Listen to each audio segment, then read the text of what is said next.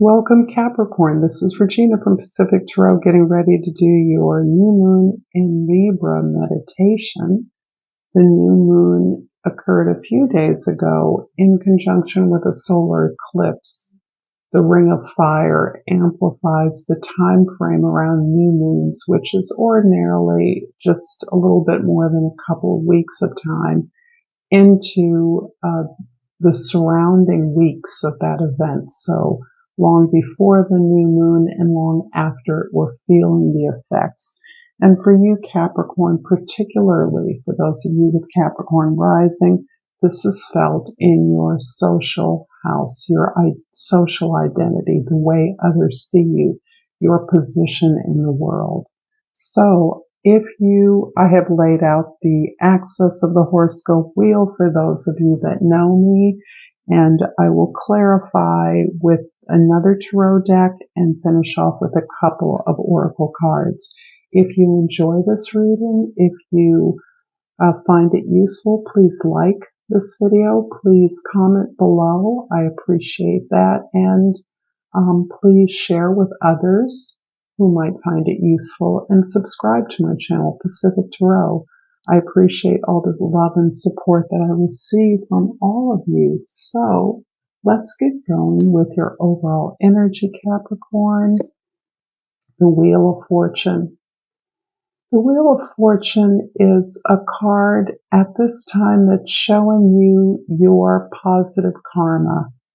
This is a card that reflects the acknowledgement of the universe, the conscious universe, as you have shifted your perspective, as you have understood the ways in which your environment is based on opportunities for your expression, for you to pursue your desires, your authentic desires and needs.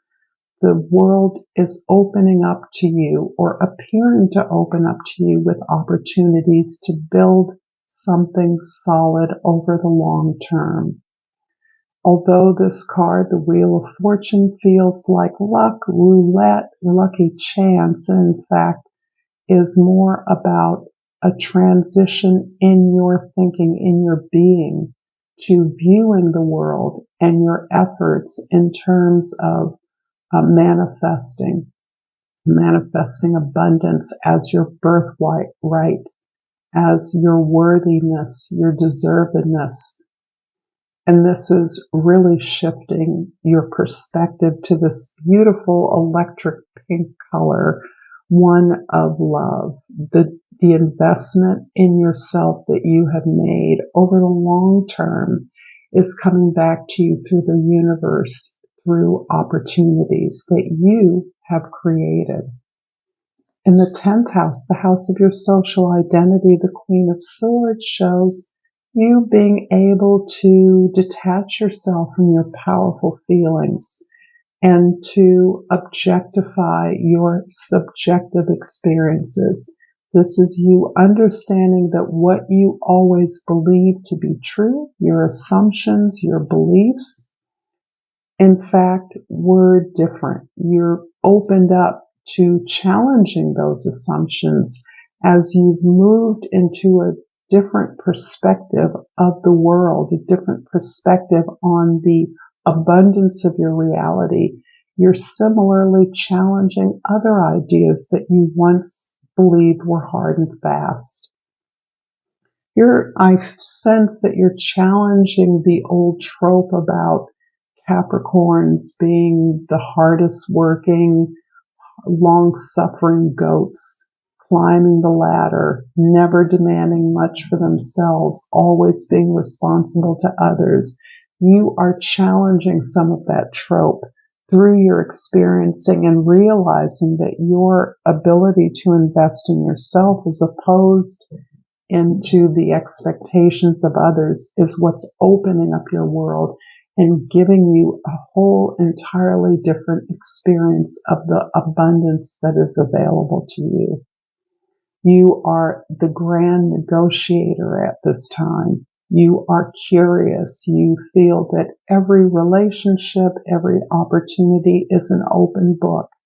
based on your ability to be curious, to ask questions, and to stay in conversation, to listen to the information rather than come in with a set of assumptions and expectations about what can or will happen. You're able to not only do this for yourself, but facilitate this for others, particularly in a community, a professional, or a work setting. In the first house, the Seven of Cups, similarly, is opening up the sense of options for you. This is not in a way that is confusing because you have this clear head on your shoulders at this time. You're all about the clarity that you've gained by experiencing your world as abundant, infused with love of self, investment, willing to put time into your dreams and your desires. So that is netting you this variety of options that you may have always recognized, but you're now seeing them as in some ways not distractions, but rather an amplification of the path that you're already on. You know the best way forward to you here. And this is as a result of this ability to invest in yourself, to connect deeply with your own potential. And that's clarified for you the right path for you, the opportunity that affirms who you truly are, that is rewarding your ability to step out in your authenticity. In the fourth house, the house of your roots, your foundation, the King of Wands, is a beautiful emblem of your confidence. Not only your confidence, but your passion. And although Capricorns are not known for their passion, indeed, the Devil card, which is also a typical emblem of Capricorn, is about passion. It's about controlling that passion. The King of Wands, on the other hand, is not trying to control passion. He or they are directing that passion towards their goals. And this allows you to unleash and pull others along. You're not fearful of investing in others. You're not fearful of working for others. You're joyous in your ability to inspire others as you are fully motivated towards the things that you know are yours. This is about allowing your authenticity to be on full display, to allow your passions to motivate you and move you quickly towards the establishment and the foundation of a spiritual growth, a spiritual project. In the seventh house, this is the house of your significant others, be they group, individuals, or goals. The Tower is showing a sudden change. And this feels really related to this openness that you're now experiencing, so that you're letting in, recognizing opportunities where you once saw restrictions and limitations. So a change, a sudden change in your opportunities, in your partnerships, you may be recognizing as a chance to better align yourself with what is for you. This is giving you the space to build as something, some structure, some form that governs your life, perhaps, governs your relationships or your social experience in general, is clearing the deck for you to build what belongs there now, for you to articulate your own vision, and is confirming, I believe, the path that you're on, is opening up this change, this disruption, something unpredictable and unexpected, is confirming the sense of abundance, your ability to recognize opportunities in every experience. The Seven of Cups in the first house is clarified by the Three of Pentacles in the second house and the Eight of Pentacles in the third house. You are all about building. You're all about building your abundance, creating your abundance, taking steps in a collaborative effort to elevate the quality or the excellence of something that is available, but that you are putting your own signature on. And you're meeting this opportunity to collaborate. This may be an invitation to collaborate, but it is a joining of similar goals and visions with unique talents and expertise, so that you are perfecting your skills, your knowledge, you're growing, you're developing yourself in order to ensure that you can maximize any opportunity for success. You're not taking a chance on having an opportunity present itself and not being ready for it. You are ready. You're making sure that you are ready to pounce, that you are as developed, as advanced, as evolved as you can be, taking full responsibility for your talents, understanding your value fully, so that this collaboration can only succeed if you're joining with others like you in this passionate project that is abundant, that will open the gates to prosperity, to wealth potentially. The King of Wands in the fourth house is clarified by the Nine of Swords in the fifth house and the Knight of Cups in the sixth house. Your love life has been challenged. Your experience of friendships, comrades, collaborators, perhaps cohorts, perhaps even your experience of children or grandchildren you have experienced some loss, some grieving through that. Perhaps it is the experience of parenting that has been particularly stressful for you, or that you recognize now that you must release a sense of failure in that area. This can also be around your pleasure, your sense of romance, lovers, deeper friendships that seems to have been peppered with failures, with disappointments, with heartaches. But again, my sense is that the 9 leads to the 10. As you develop yourself, this sense of release only opens you up to a change, clearing the decks for something more prosperous, more positive to come in, recognizing how you invest in yourself as opposed to giving your love away with a false expectation that someone else will come and provide for you what you can provide for yourself, and much better at that.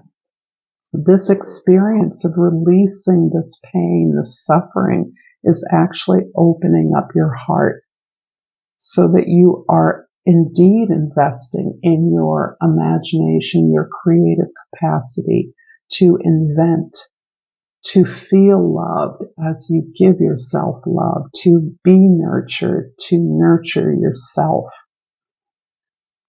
The Tower card in the seventh house is clarified by the Four of Pentacles in the eighth house and the Queen of Swords in the ninth house. So the Queen of Swords is repeated here, and we like that because there is a lot of passion here, a lot of building, a lot of work you're dedicating. Between the cups and the pentacles, you are using this release of old beliefs that haven't served you, ideas that you perhaps assumed were yours, but they're not yours. They haven't served you, so you're letting those go. You're making room for new ideas, and you're curious about this experience, this investment in things in illusions, so that you now are able to question those, challenge those, open yourself up to new ideas, be curious about new possibilities, ask and listen, wait for the answer. Allow yourself to be exposed to new ways of doing things, new ideas, to be inspired. You have also created this powerful, stable foundation for yourself. This is something you share. This allows you to recognize the tremendous change that you're experiencing in recognizing that you've created a foundation. There may be a sense in the past that you just worked and nothing ever came of it. The sense of always starting, jumping into things with enthusiasm, with this powerful sense of responsibility and being built, exploited, or used. Now you're understanding that this foundation is about investing in yourself. And that's the foundation that your now abundance, your sense of opportunity is built on. Your commitment to building up your talents and developing yourself. The prospects of collaboration and where that can lead.